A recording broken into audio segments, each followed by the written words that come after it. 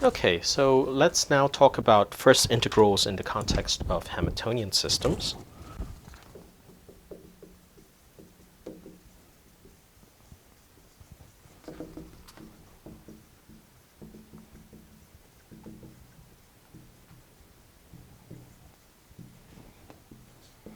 Okay, so if you recall, a first integral, or invariant or constant of motion,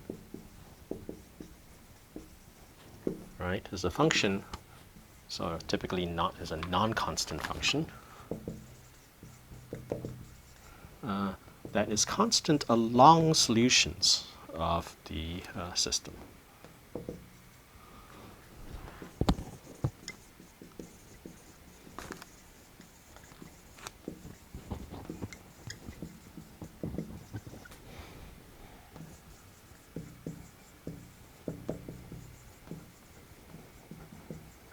Okay, and we say that the first integrals are geometric properties.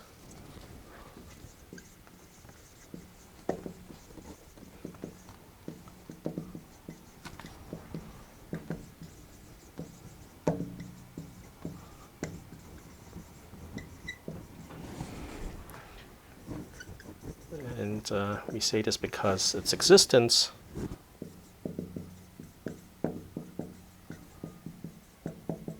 implies that that the solutions are, in some sense, partially described by the isosurfaces of the first integral.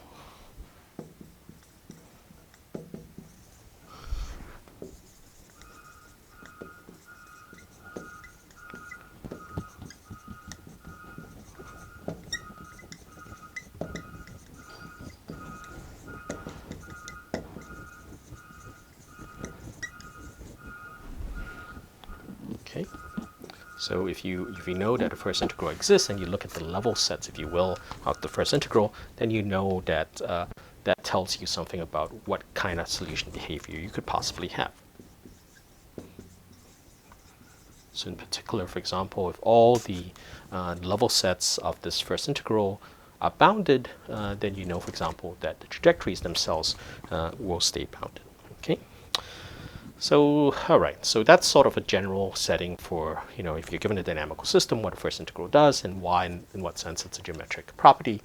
So let's now try to specialize it to the case of Hamiltonian systems. So for a function g to be a first integral of a Hamiltonian system,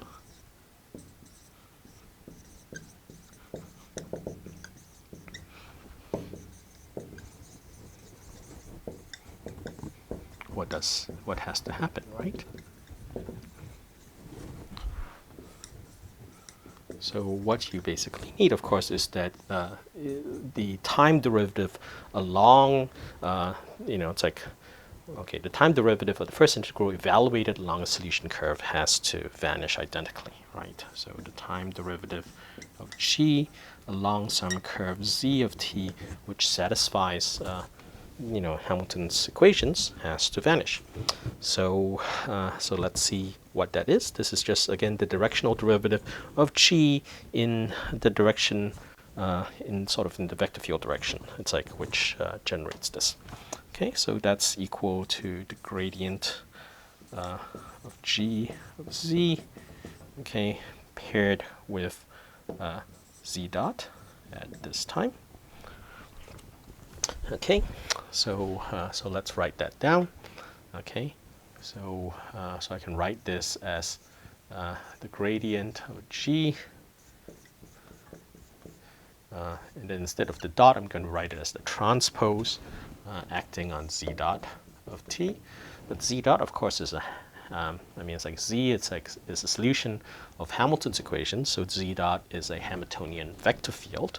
So I can write that down as the gradient of g transpose j, which is the symplectic matrix, applied to the gradient of h. Right? Okay. So this is, of course, if you recall, it's like this is one, if you look at it, it's essentially the coordinate representation of the Poisson bracket, it's like of G and H. Okay, so this is just the Poisson bracket of G and H.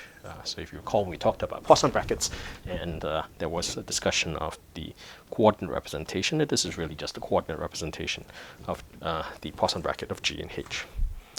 Okay, so that's an interesting observation.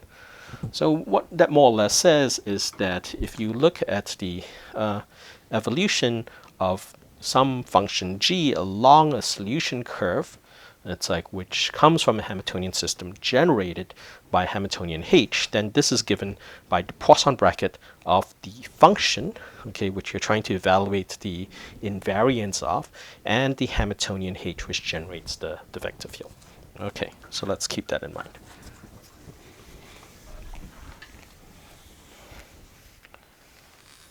So let's just leave that result out there for now, and then okay, so what this is that more generally, right, the time evolution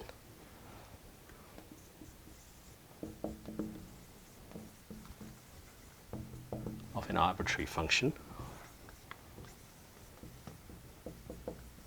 arbitrary smooth function,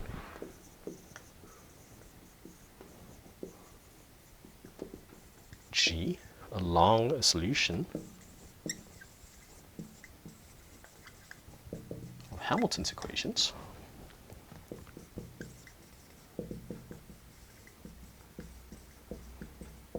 is given by d dt of g z of t, right, is just equal to the Poisson bracket of g and h at the point z of t. Okay, that's the observation. And so this observation also allows you to conclude something about the invariance of the Hamiltonian along a Hamiltonian flow. Okay, so since the Poisson bracket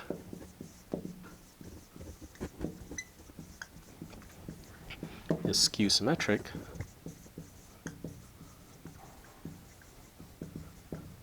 right, that means that the bracket of f and g is equal to minus the bracket of g and f. Okay, so in particular, this implies that the bracket of some function with itself is always identically 0.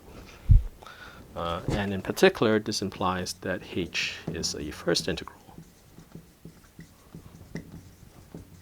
right? Because the Hamiltonian evaluated along a solution curve of Hamilton's equations, right, is the time derivative of this, right, is equal to the bracket of the Hamiltonian with itself along at this point, and this is 0. Okay, this is identically 0. So a Hamiltonian, it's like is a constant of motion of the Hamiltonian, it's like flow. So I should state the following caveat, which is that as it's written, right, this only makes sense when you're talking about smooth functions. It's like on sort of the Poisson manifold, right?